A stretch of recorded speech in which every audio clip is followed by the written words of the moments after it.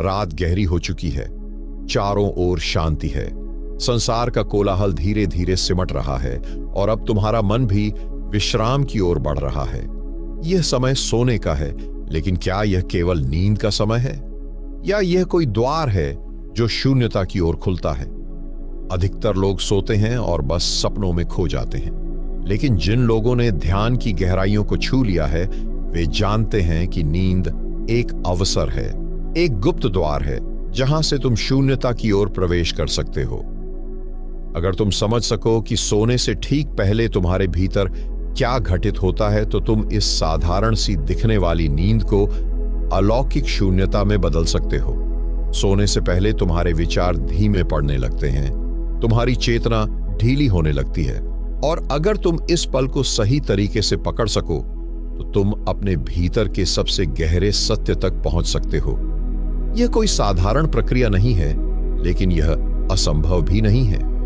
अब इस वीडियो में हम उसी रहस्य को खोलने वाले हैं जिसे केवल साधक ही समझ सकते हैं। लेकिन इससे पहले तुम्हें एक बात समझनी होगी, यह यात्रा तुम्हारी अपनी है।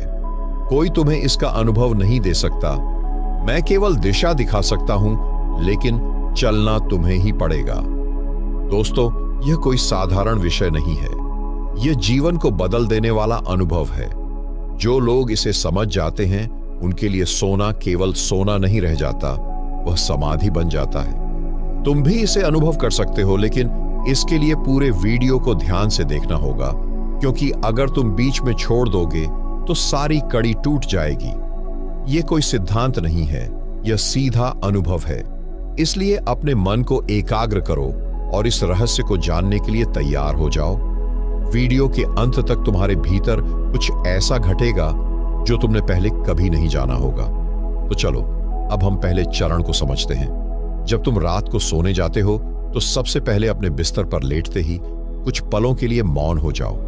कोई विचार मत करो, कोई कल्पना मत करो, बस अपने भीतर देखो।